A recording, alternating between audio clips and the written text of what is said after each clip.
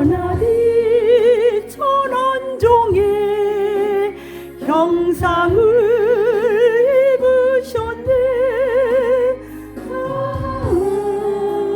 주의 사랑 어디에 견주리까. 주님 나의 주님 사랑의 내 하나님, 인생이 예수님과 내 사랑 삼겠어요. 나의 남은 인생길 주와 걸어가면서 예수님 복음 위에 굳세게 살겠어요. 아멘, 아멘. 네, 감사합니다. 권사님 영상을 열어주셔야 되는데, 오늘이 제가 대림절 첫 번째 주일이라고 말씀드렸죠. 그래서 제가 여러분들이 늘 이렇게 반복해서 아시는데 또 한번 반복해서 해드리면 그게 이제 기억이 남아서 아 그렇구나 이렇게 아실 것 같아서 ESC로 나가서 내리고, 아니요 바탕화면 있는 거 열어주셔야 돼요. 이거 내리고 네, 그거 클릭하셔요. 네네. 오케이. 대림절의 유래와 의미에 대해 살펴보겠습니다. 교회력의 시작을 알리는 대림절은 대강절, 강림절이라고도 합니다. 영어로는 어드벤트라고 하는데요. 이 단어는 로마의 황제가 왕위에 오른 뒤 여러 지역을 차례로 방문할 때 His Advent라고 말한 것에서 유래하였습니다. 이 당시 그리스도인들은 진정한 주님이시며 이 세상의 유일한 왕은 로마 왕이 아니라 예수 그리스도라고 생각하여 어드벤트를 예수 그리스도의 오심이라는 의미로 바꿔 사용하였습니다. 이를 통해 알 수 있듯이 대림절은 예수님을 기다리고 준비하는 절기입니다. 여기에는 이중적인 의미가 담겨 있는데, 우리를 구원하기 위하여 이 땅에 오신 예수 그리스도, 즉 성탄을 기다리는 동시에 다시 오실 예수님을 기다리는 절기입니다. 대림절은 성탄절 4주 전부터 시작되는데 11월 27일에서 12월 3일 사이에 있는 주일날이 절기의 시작점이 됩니다. 부활절을 맞이하고 준비하는 시간으로 사순절이 있듯이 성탄절을 맞이하고 준비하는 기간으로 대림절이 있는 것입니다. 특별히 대림절은 총 4주간의 주일 동안 대림초를 사용하면서 예수 그리스도를 기다립니다. 총 4개로 이루어진 대림초는 주일마다 하나씩 불을 밝히는데요. 4가지의 초는 각각의 의미를 가지고 있습니다. 진보라색 첫 번째 초는 기다림과 소망을 의미하고, 보라색 두 번째 초는 회개와 평화를 의미합니다. 그리고 분홍색 세 번째 초는 사랑과 나눔을 의미하며, 연보라색 네 번째 초는 만남과 화해의 의미를 담고 있습니다. 대림초의 색은 모두 보라색 계열이지만 성탄절이 가까워지면서 색이 점차 연해지다가 성탄절에는 흰 초의 불을 밝히게 됩니다. 이것은 이사야 1장 18절의 말씀과 같이 예수님을 맞이하는 우리들의 죄가 눈처럼 양털처럼 희어지게 되는 것을 의미합니다. 대림절은 이미와 아직 사이를 살아가고 있는 우리에게 우리를 구원하시기 위해 이미 이 땅에 오셨던 예수 그리스도, 그리고 아직 다시 오시지는 않았지만 반드시 다시 오실 예수 그리스도를 기억하며 준비하는 절기입니다. 기쁘고 즐거운 성탄절을 맞이하기 전 약 4주간의 시간을 예수 그리스도의 생각으로 가득 채워보면 어떨까요? 네, 가슴이. 네, 그래서 오늘은 대림절 몇 번째 주일이라고요? 첫 번째 주일. 네, 그래서 우리가 이제 오늘 우리 이성영 안수 집사님께서 소망의 기다림 이런 불을 밝혔습니다. 그래서 그 기다릴 때, 그 다음에 이말임, 그래서 대강절, 대림절 같은 말입니다. 그래서 우리는 기다림은 소망이 있는 사람들의 것입니다. 기다림은 가능성을 놓지 않는 사람들의 것입니다. 기다림은 아직은 포기할 수 없는 사람들에게 허락되어 있는 단어입니다. 세상에 있는 생명체 가운데 인간이 위대한 것은 이 소망이 있기 때문에 그렇습니다. 소망이 있으므로 이 인간은 참담한 자연재해 또 참사 속에서도 생명의 꽃을 꽃피울 수가 있는 것입니다. 그런 면에서 우리 행암교회도 인간의 눈으로 보면 이 교회가 무슨 부흥을 가지고 올 수 있어? 이런 절망을 가지고 올 수도 있지만 우측 클릭해서 디스플레이 설정 누르시고 맨 밑에서 두 번째 그 누르시고 그 다음에 맞는데 이상하다 이거 맞는데 그냥 저기 행한 PPT로 들어가야 되겠는데요. 행한 PPT 오케이 네네 행한 PPT 클릭하셔서 따라가고 맨 밑에 11월 28일 거 여시면 돼요. 이제 네. 그런 의미에서 우리 행암교회도 여러분들 속에 절망, 포기 이거는 정말 좋지 않은 것입니다. 오늘 우리가 소망의 불빛을 킨 것처럼 우리는 누구 안에서? 예수 안에서 소망을 갖는다는 것은 너무나 중요한 것입니다. 여러분 하지만 우리는 이제 이 소망이 땅에 있지는 않다는 것을 여러분은 다 알고 있을 것입니다. 이 땅은 점점 더 좋아지지 않아요. 여러분이 쓰고 있는 이 마스크가 땅에 묻히면 썩는 기간이 250년이랍니다. 놀라우시지 않으세요? 이게 천이 아니고 플라스틱으로 만들어진 거라는 거죠. 이런 게 마스크만 있겠습니까? 우리가 쓰고 있는 것들 중에. 그럼 이 지구는 계속 더 어려워지는데 여러분 이 땅에 무슨 소망이 있어서 우리는 맨날 이 땅만 바라보고 살아야 됩니까? 이 땅에 소망이 없습니다. 우리는 세상의 과학과 생활의 수준이 우리가 따라가지도 못할 만큼 발전하고 있지만 변하지 않는 건 무엇인지 아십니까? 인간의 죄악된 생각, 인간의 모습이라는 거예요. 물질의 풍요와 기술은 발달되었지만 사람들은 더 잔인해지고 교묘하게 속이고 뺏고 죽이고 하는 이런 잔인한 세상을 우리는 눈으로 보고 듣고 살아가고 있습니다. 같은 아파트에서 시끄럽다고 층간 그 애들이 통통통통 거리는 그 시끄러운 소리 때문에 결과는 살인까지 하게 되지 않았습니까? 우리가 그런 시대에 살고 있어요. 이러한 사회를 보면서 우리가 떠올려지는 말씀이 있죠. 넘겨주시겠어요? 네, 같이 한번 읽어볼까요? 시작. 모든 사람이 죄를 범하였음에 하나님의 영광에 이르지 못하더니라는 이 성경 말씀이 생각이 납니다. 여러분 이 땅에 의인도 없어요. 다 죄인입니다. 우리는 나는 괜찮아. 저 사람보다 나는 좀 더 죄를 조금 지었어. 여러분 착각입니다. 하나님 앞에서는 우리는 다 100% 다 죄인입니다. 우리는 죄인이기 때문에 죄를 지을 수밖에 없는 그런 연약한 자들이에요.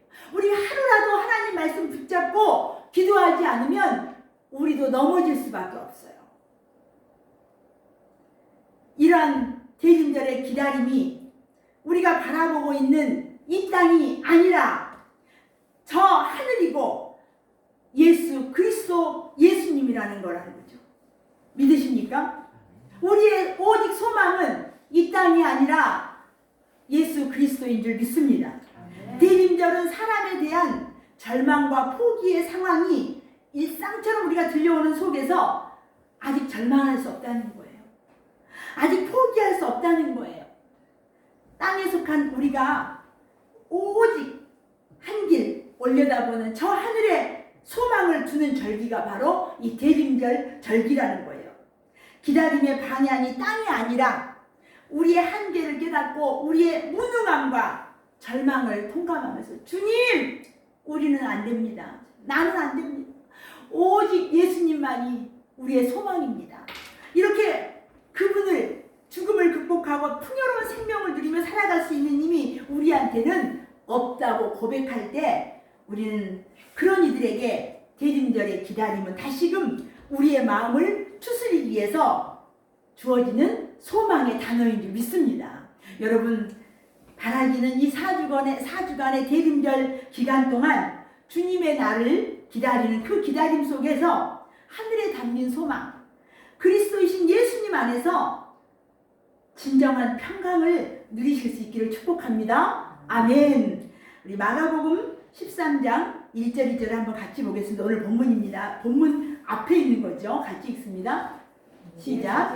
예수께서 성전에서 나가실 때에 제자 중 하나가 이르되 선생님이여 보소서 이 돌들이 어떠하며 이 건물들이 어떠하니까. 없었나요? 네, 2절만 내가 올려놨군요. 죄송합니다. 2절 시작. 예수께서 이르시되 내가 이 큰 그물들을 보느냐 돌 하나도 돌에 남지 않냐고 다 무너뜨리라 하시니라. 네, 오늘 우리가 읽었던 마가복음 13장 1절 2절에 예수님은 그때 당시에 헤롯 성전은 40년 이상 걸린 80년이 걸려서 지금 웅장하고 대단한 성전이었어요. 그런데 예수님께서 이 성전이 돌 위에 돌도 하나도 안 남고 다 쓰러질 거라고, 다 없어질 거라고 이렇게 말씀을 시작하는 거예요. 이스라엘 사람들에게 있어서 성전은 그들의 자존심이고 정체성이고 삶의 터전이 성전이었어요. 성전은 신앙 공동체 이스라엘의 하나님의 집이었어요. 게다가 이스라엘은 늘 이웃의 강대국 나라에 의해서 처참한 그 침범, 살육과 수탈 이런 아픈 경험을 가지고 있었는데 그 이웃 나라는 하나같이 제일 먼저 어디를 먼저 해파한지 아십니까? 이 성전을. 왜요? 이스라엘 사람들은 그 성전이 자신들의 모든 것이었기 때문에 그랬어요. 그래서 저들에게는 이 성전만이 소망이었거든요. 그런 이 성전이 무너질 것이라는 이 주님의 말씀은 이스라엘의 뼛속까지 배어있는 이스라엘의 절망스러운 이야기였다는 거예요. 공포스러운 이야기였다는 거예요. 그때 예수님이 늘 갈 때마다 따라다니는 제자가 3명 있었어요. 베드로, 요한, 야고보. 이 사람들이 13장 이제 2절 다음에 3절이에요. 같이 읽어볼까요? 예수께서 감람산에서 성전을 마주대하여 앉으셨을 때에 베드로와 야고보와 요한과 안드레가 조용히 물었어요. 뭐라고 물었을까요? 예수님이 이 웅장하고 거대한 성전이 돌 위에 돌도 하나 안 남고 다 무너지겠다고 하니까 이 제자들이 예수님한테 조용히 물었어요. 그런데 여러분 감람산에서 우리 아마 이렇게요. 지금 우리 교회에서 저쪽 김경희 집사님네 쪽을 바라보는 것처럼 예루살렘 성전이 보여요. 그래서 예루살렘 성전을 보면서 말했던 거예요. 그러면서 주님 그때가 언제예요? 이렇게 말해요. 자, 이웃 강대국들에 의해서 땅을 빼앗기고 쫓겨나고 죽임당하고 포로로 끌려가고 도시는 불타고 이런 아픈 기억이 있는 이스라엘 사람들한테 다시 이 성전이 파괴된다고 하는 것은 그들에게 정말 아픔의 이야기였어요. 그들은 바벨론 포로 이후에 예수님이 이 땅에 오실 때까지 그들은 너무 고통의 시간이었어요. 지금 예수님이 이 땅에 오셨을 때는 로마가 이스라엘을 지배하고 있었어요. 그러니까 이스라엘은 한 번도 이렇게 남의 나라에 의해서 지배를 받았어요. 여러분 우리 대한민국이 애국으로부터 이웃 나라로부터 일본, 청나라, 중국 해서 수도 없이 공격을 받았대요. 그런데 한 번도 대한민국은 누군가 나라를 이렇게 침범한 적이 없다고 그래요. 그래서 하나님은 약자 편이시잖아요. 그래서 우리 대한민국을 이렇게 축복하셨다고. 이 대한민국이 여러분 얼마나 작습니까? 이 한반도에서도 반쪽이에요. 오직하면 저 소련의 러시아 사람들이 한국에도 자동차가 다닐 수 있냐고, 그렇게 조그만 나라인데 자동차가 어디 갈 수 있냐고 이렇게 농담을 한대잖아요. 그런데 그 나라가 정말 세계 가운데 있다는 것은 전적인 하나님의 은혜라고 제가 늘 강조하지 않았습니까? 여러분 믿으시지요? 네, 이렇게. 그런데 이제 그들에게도 그 이스라엘 나라도 늘 이웃에게 그렇게 겁탈당하고 지배받고 그런 때였어요. 이 악의 세계. 이제 그 사람들, 이스라엘 사람들은 메시아, 여러분 헬라어로, 그러니까 메시아는 히브리 말이고 그리스도 이 말은 헬라어 같은 뜻이에요. 주님께서 기름 부음 받은 자, 메시아가 와서 저 강대국들을 다 쓸어버리고 이스라엘을 짠 하고 구해줄 메시아를 그들은 손꼽아서 기다리는 거예요. 그런데 자기네들 눈앞에 그 메시아가 와 있는데도 사람의 생각으로 그 메시아가 어떻게 베들레헴 마구간에서 초라하게 올 수 있을까? 이건 아니야. 이렇게 생각한 거예요. 그래서 메시아가 왔는데도 알아보지 못하고 지금도 그 메시아를 기다리고 있는 이스라엘의 사람들이 있다는 거예요. 예수님은 이 땅에 오셔서 그래서 그들에게는 마지막 희망이 메시아였어요. 그 예수님이셨단 말이죠. 근데 예수님께서는 이미 오셨어요. 이미. 그 다음에 다시 오시는 그 사이에, 여러분 말세가 언제부터인지 아십니까? 2000년 전에 예수님이 이 땅에 마구간에서 응애응애하고 태어날 그 순간부터 주님이 공중에서 천사들의 나팔 소리와 함께 재림하는 그 기간이 말세예요. 아우, 목사님 언제부터 말세라 그러는데 지금까지 말세냐고요? 이제 주님이 재림하시게 되면 그날이 우리 믿는 자들에게는 무슨 날이라고 윤건사님 제가 새벽에 말씀드렸죠? 구원의 날. 그런데 믿지 않는 자들에게는 무슨 날? 심판의 날, 멸망의 날이라는 거죠.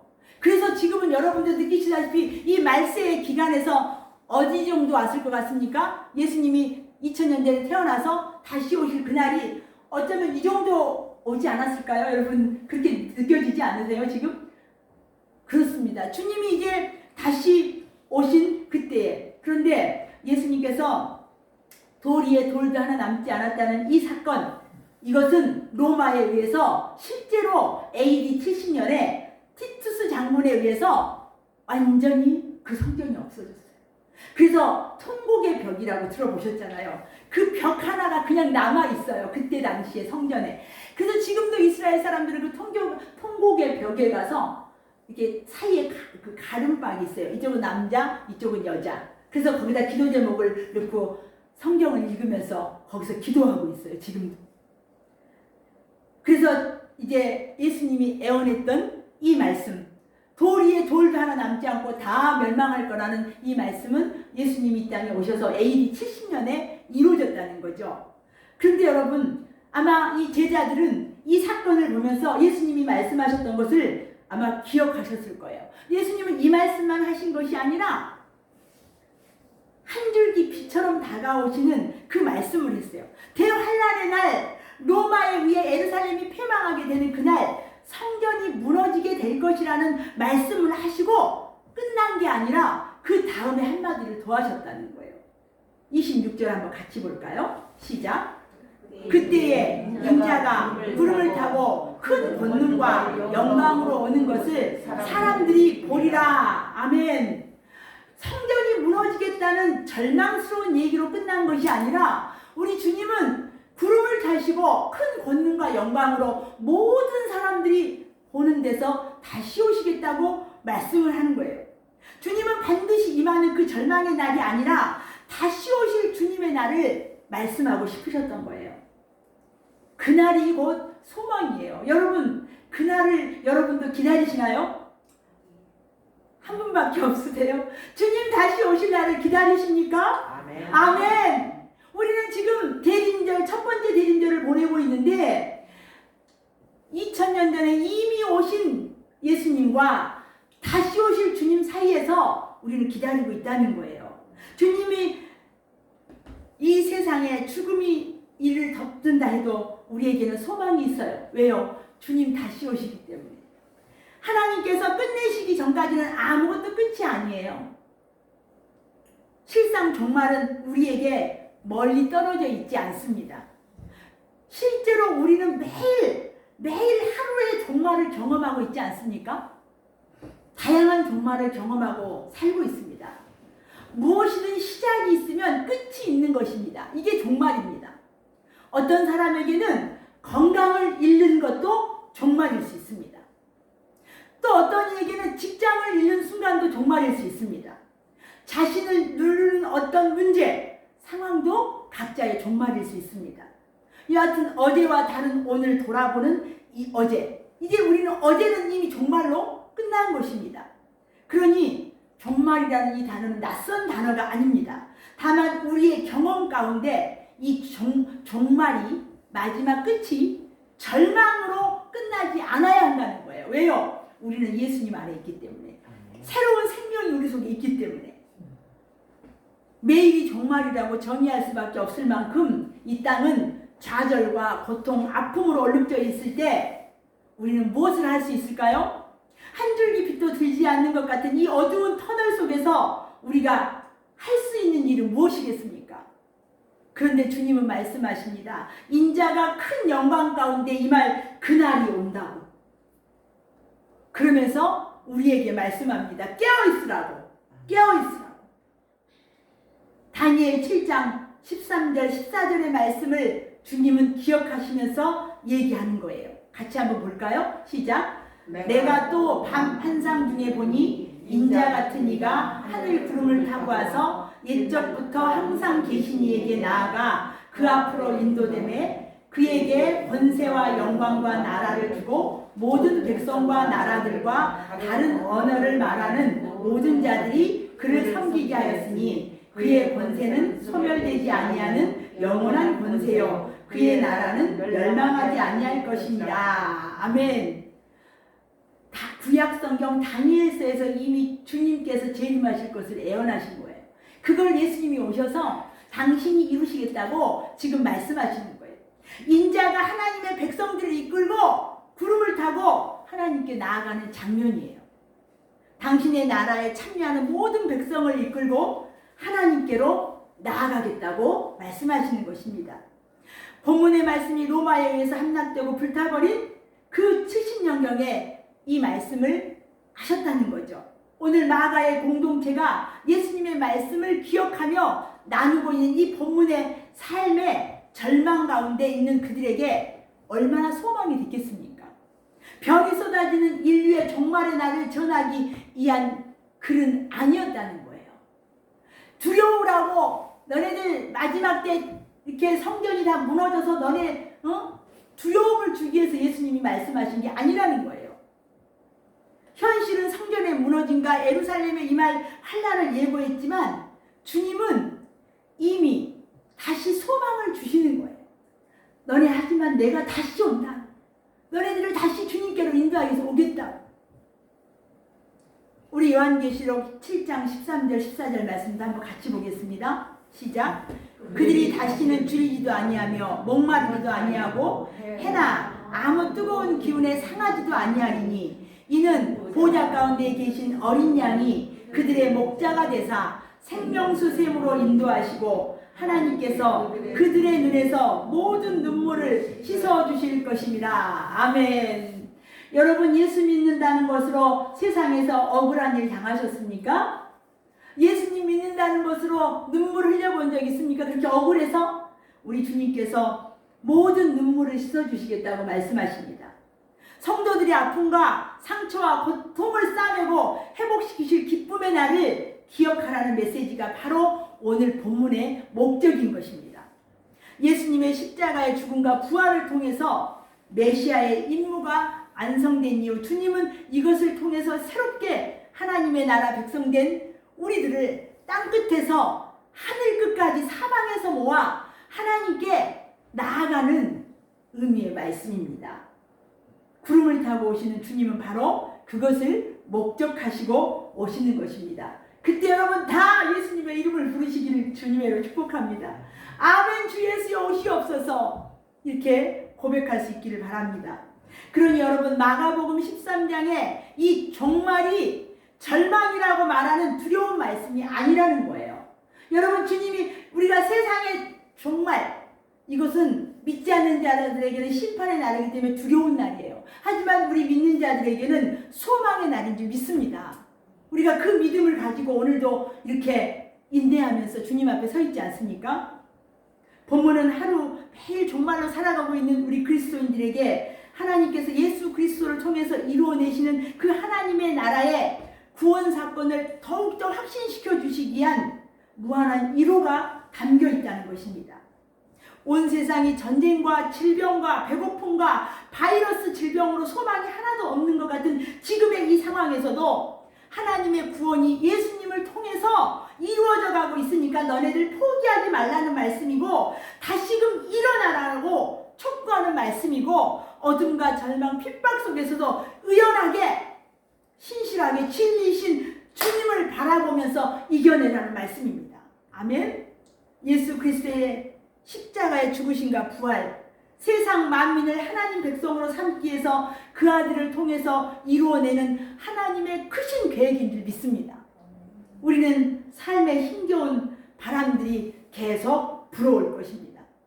여러분, 우리가 살아있기 때문에 고난의 바람, 아픔의 바람 이런 것들이 몰려오고 있습니다. 하지만 우리 보진 않았지만 계시록 7장에 보면요, 천사들이 그 바람을 붙잡고 있대요. 그래서 우리가 오늘도 세상에 그런 풍파의 바람이 불지만 이렇게 건재해 있는 건 줄 믿습니다. 아멘. 우리는 이 어려운 세상을 살아가지만 오늘도 하나님 말씀 붙잡고 하나님만 의지할 때 주님께서 우리 모두에게 승리로 이끄실 줄 믿습니다. 그래서 주님이 공중에서 천사들의 나팔소리 함께 와서 우리들을 이끌고 하나님께로 인도하게 될 줄 믿습니다. 주님 만날 그날 때까지 이 자리에 있는 여러분 한 분도 제한받지 않으시고 다 그 천국 잔치에서 주님을 찬양하는 복된 성도님들이 되시기를 주님의 이름으로 축원드립니다. 기도하겠습니다. 꺼주십시오. 사랑이 많으신 하나님 아버지 감사합니다. 이 땅에